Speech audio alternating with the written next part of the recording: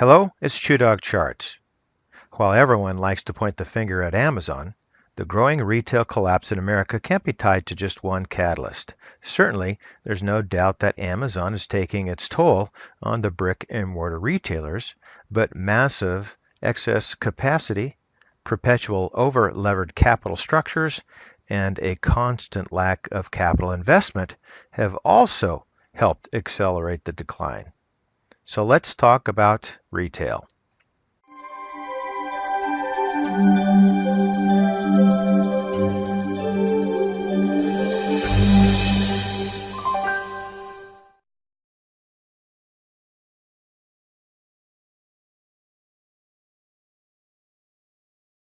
Up until this year, struggling retailers have largely been able to avoid bankruptcy by refinancing to buy more time. However, as evidenced by the Toys R Us bankruptcy, investor demand for retail debt has declined and is resulting in a new slew of recent retail failures. Back in 2008, we saw the bankruptcy of Sharper Image, followed by the bankruptcy of Circuit City. Borders Group was in 2011, and then a period of several years without any major bankruptcy, and now followed by Radio Shack, Sports Authority, Payless, Toys R Us. Soon we may see others. Certainly Sears and Macy's may be on the fence. Making matters more difficult is the explosive amount of risky debt owed by retail coming due over the next 5 years. Just $100 million of high-yield retail borrowing were set to mature this year, but that will increase to $1.9 billion in 2018. And from 2019 to 2025, it will balloon to an average of about $5 billion per year. The amount of retail debt considered risky is also rising. Over the past year, high-yield bonds outstanding gained 20% to $35 billion, and the industry's leveraged loans are up 15% to $152 billion. Even worse, this will hit as a record $1 trillion in high-yield debt for all industries comes due over the next 5 years.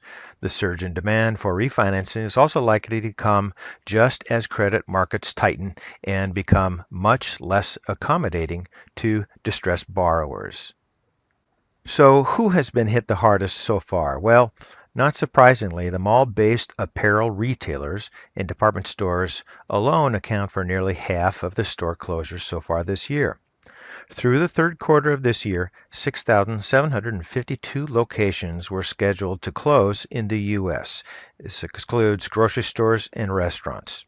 Now that's more than double the 2016 total and is close to surpassing the all-time high of 6,900 stores in 2008, which was during the depths of the financial crisis.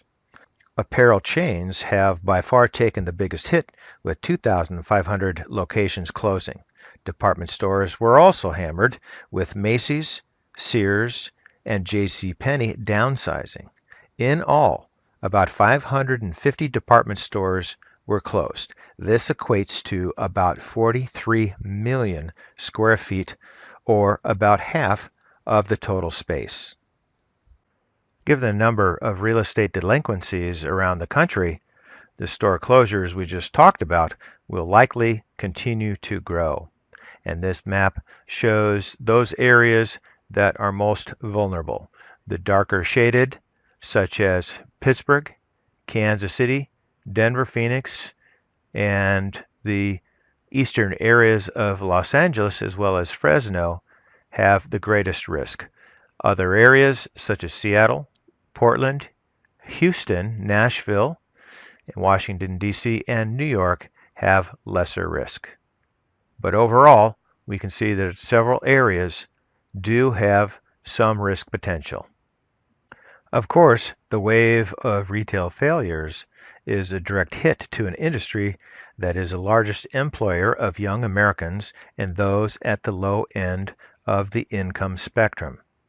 As we can see here by this chart, the retail jobs lag the total private jobs. Retail jobs are in red, and in black are the total private jobs.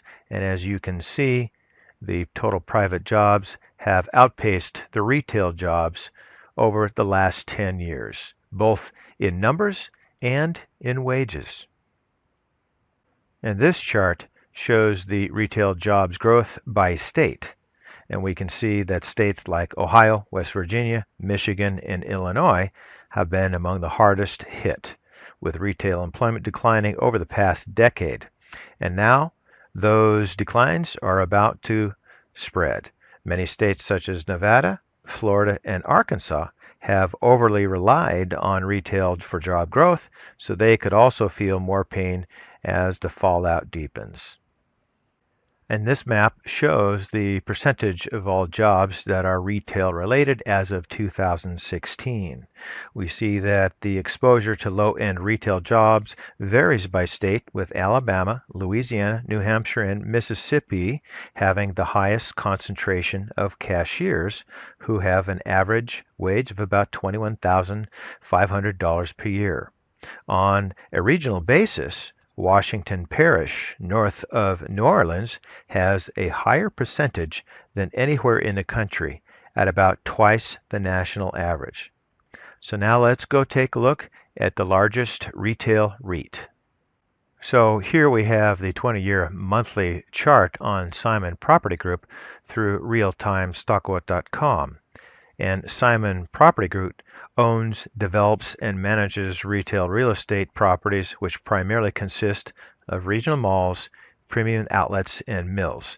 And Simon Property Group also specializes in the ownership, development, management, leasing, acquisition, and expansion of these assets.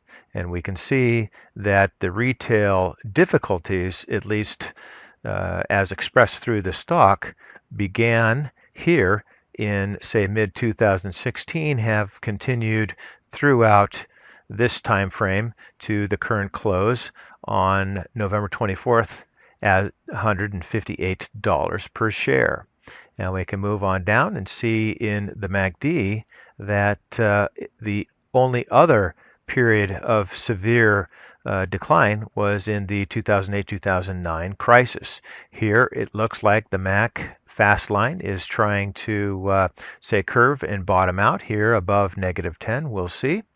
Moving to the MACD, we can see that at least the recent maximum weakness was at this point, and we do show some improvement here in the last several months. The momentum indicator also is improving with a bottom here, moving up toward the zero line. The RSI, the Relative Strength Index, is at a fairly weak 37.04, so we would like to see this move toward the midline 50 line here in the next few months before we're convinced that things are truly improving. The stochastics also show the maximum negativity here, and we're doing a little bit of sawtoothing sideways. The fast line has not moved through the slow line yet. I'd like to see that occur. Moving to the volume has picked up with the decline, but it's not significantly negative. And then the Williams shows a bottoming here in early mid-2017 with improvement in the last few months. So some very good signs that things are improving. But what I would like to recommend and suggest is that you continue to follow the chart. We're moving here sideways. We're well above the 200 EMA, but we haven't crossed through the 20 or the 50 EMA, and I'd like to see that occur. That could provide some headwinds for the stock to move through those EMAs. But once it does that, then that's going to be another factor convincing me that perhaps this is a stock to take some serious notes on and do some more fundamental analysis. So for now, that's ChewDog Charts. Thank you.